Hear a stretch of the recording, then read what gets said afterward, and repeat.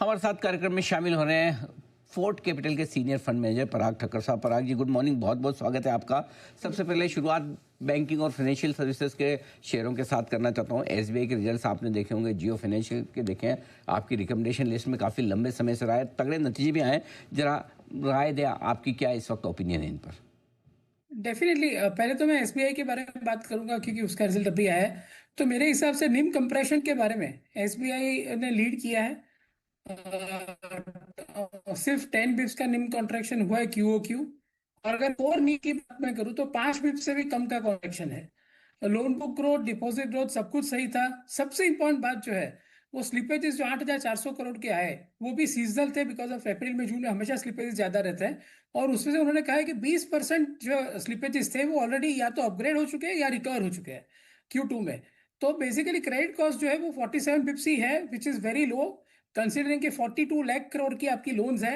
आपके सिर्फ अगर 47 बिप्स का क्रेडिट कॉस्ट है, जो कुछ कुछ प्राइवेट सेक्टर बैंक्स के भी क्रेडिट कॉस्ट इस बार 90 बिप्स के ऊपर आए थे, जबकि एसबीआई का 0.47% का नंबर है, वो बहुत ही बढ़िया है।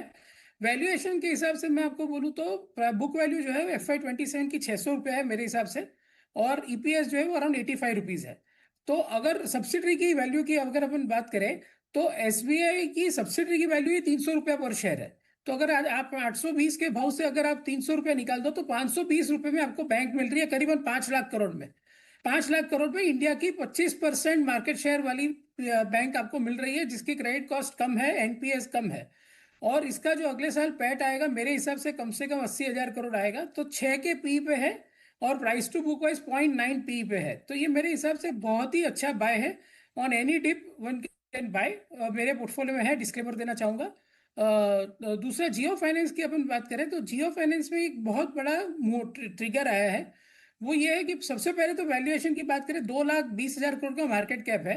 उनके पास 6% स्टेक है रिलायंस इंडस्ट्रीज में, जिसकी खुद की वैल्यू 1,15,000 करोड़ है। तो आपको बाकी के 1 लाख करोड़ में जियो फाइनेंस मिल रहा है। अभी उसमें क्या मिल रहा है, आपने आपका अलायंस के साथ इंश्योरेंस का जेवी हो चुका है, और ब्लैक रॉक के साथ एएमसी का जेवी हो चुका है। और अभी आप एनबीएफसी लैंडिंग बिजनेस वगैरह अलग अलग सब्सिडरीज को ग्रो करने के लिए प्रमोटर ने खुद 15,825 करोड़ की वारंट ली है, 316 रुपये 50 पैसे पे। तो मेरे हिसाब से ये एक बहुत ही बड़ी multi year multi bagger opportunity है। जब ऐसा नॉन प्रमोटर अपनी खुद की कैपिटल कंपनी में डालते हैं। लास्ट टाइम हमने जब देखा था रिलायंस इंडस्ट्रीज में राइट इश्यू आया था 52,000 करोड़ का, जिसमें प्रमोटर ने 26,000 करोड़ डाले थे, उसके बाद स्टॉक 50 से 60% चला था जी। One way.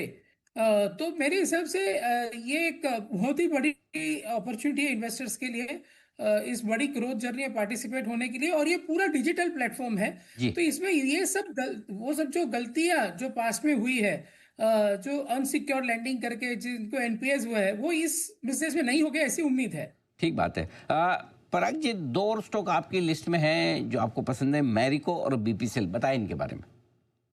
तो मैरिको ये एक 9% अंडरलाइंग वॉल्यूम ग्रोथ था इस क्वार्टर में, जो मुझे काफी अच्छा लगा कि ऐसी कैटेगरियों में अगर 9% वॉल्यूम ग्रोथ लेके आई है कंपनी। और उनके लिए एक बहुत बड़ी बात यह है कि कोपरा ऑयल के जो प्राइसेस थे, जो उनका बेसिक रॉ मटेरियल पैराशूट के लिए, वो 60% बढ़ चुका है YOY। और उसके बाद 1 अगस्त के बाद वो 12% गिर चुका है। तो अगर सेकेंड हाफ में ये कोपरा ऑयल के प्राइस से गिरावट आई तो इनका जो मार्जिन 23-24% रहता था, जो अभी 20.5% हो गया है, वो वापस आ जाएगा। अगर वो वापस आ जाएगा तो उनके जो ईपीएस है वो ये साल 14 और अगले साल 18 और उसके बाद के साल 20 रुपया तक आ सकता है। और अगर हम पोर्टफोलियो कॉन्स्टिट्यूएंट्स की बात करें तो 45% ऑफ द पोर्टफोलियो आज की तारीख में उनका डबल डिजिट ग्रोथ वाला हो चुका है, जो बहुत ही कमेंडेबल है कि इस ऐसे माहौल में डबल डिजिट ग्रोथ कर पाना। जैसे कि उनका डिजिटल फर्स्ट पोर्टफोलियो है जो 850 करोड़ का है, फूड बिजनेस 900 करोड़ का है, बांग्लादेश 1500 करोड़ का है।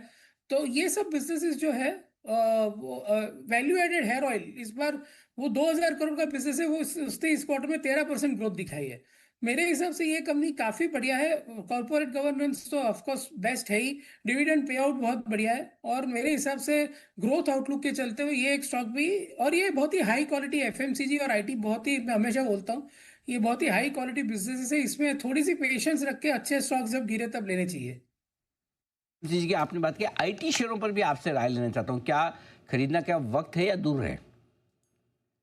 देखिए ऐसा है कि माहौल जो है बिकॉज ऑफ ये tariff related issue decision making delay हो रहा है। फिर भी बीएफएसआई और टेक्नोलॉजी जैसे स्पेंड बढ़ रहे हैं और उसमें इंडियन आईटी कंपनियां काफी अच्छा वॉलेट शेयर गेन कर रही है। तो वो मेरे हिसाब से एक बड़ी बात है। डिविडेंड यील्ड 4% पे है।